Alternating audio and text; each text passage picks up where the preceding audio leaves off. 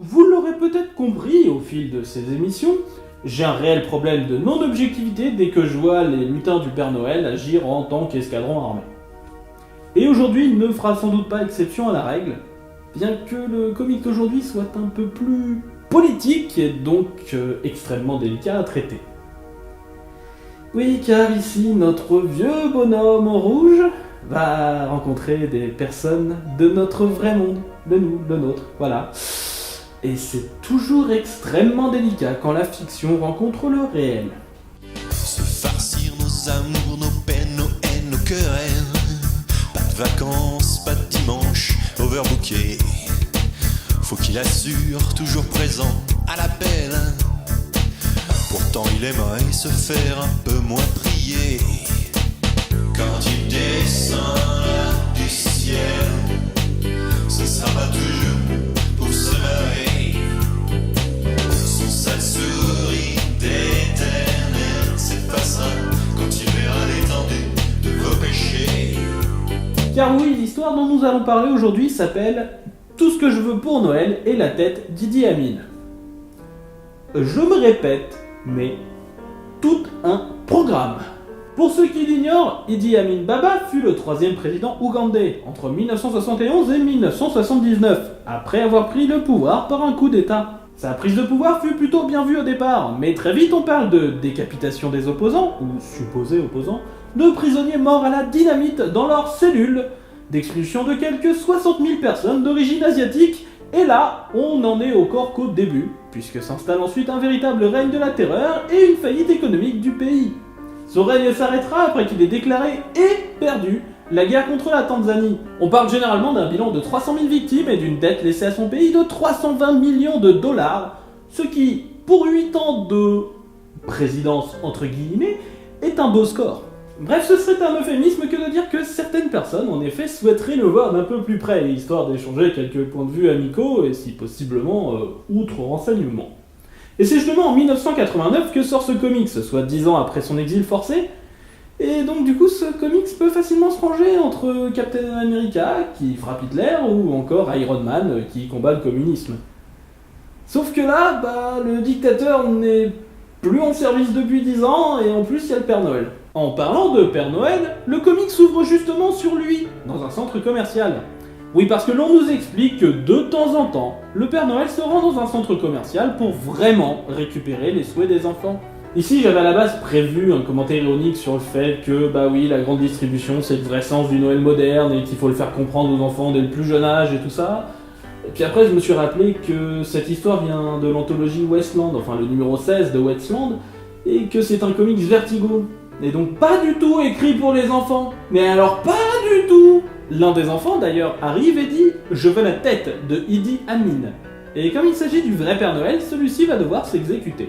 Devant l'étrangeté de la requête, surtout venant d'un chien normalement plus apte à demander la dernière console de jeu à la mode que la tête d'un ancien dictateur, le gros barbu va demander « Mais pourquoi tu veux sa tête ?» Le gosse répond qu'il n'y a pas besoin de raison pour obtenir un cadeau du Père Noël. Est-ce qu'on a besoin d'une raison pour avoir une bicyclette ? Bah oui, on a des tonnes de raisons pour vouloir une bicyclette. Parce que c'est un bon moyen de transport, que ça vaut un max de fric, que ça fait chier le professeur Chen, que ça se plie assez bien dans ton sac, qu'il y a une musique cool qui s'enclenche dès que tu montes dessus et tout ça. Même que si tu l'as pas, en plus on te laisse même pas accéder à la piste cyclable et tout, alors en plus on te laisse même pas passer. Et attends, je crois que je me suis un peu éloigné du sujet là. Du coup, le Père Noël s'en va, demande au gérant du magasin de remettre le faux Père Noël et rentre au pôle Nord, qui apparemment est un vrai pôle d'ailleurs. Afin de localiser l'ancien dictateur, le gros barbu utilise une sorte de cérébro, qui apparemment, en plus de lui filer de sacrés coups de jus et demander un bon gros effort, semble lui permettre de localiser toutes les personnes sur Terre. Vous imaginez le professeur Xavier avec ce genre de scène à chaque fois qu'il utilise cérébro ? Mais personne l'aurait jamais pris au sérieux. Bref, le Père Noël trouve l'endroit où se cache l'ancien dictateur et il tient ensuite un conseil de guerre avec ses lutins. Et c'est donc un traîneau surchargé d'armes et de lutins prêts à en découdre qui arrive cette nuit-là au camp du despote et de ses fidèles. Faisant feu de toutes parts, les habitants du pôle Nord déciment littéralement les troupes ennemies et le Père Noël débarque littéralement dans la tente en mode Rambo.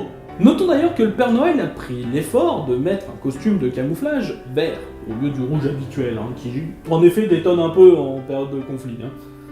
Ce qui est quand même bizarre, vu qu'il n'attaque ni la forêt, la jungle, ni même la savane, mais bien un désert où une autre couleur aurait été un peu plus appropriée que le vert.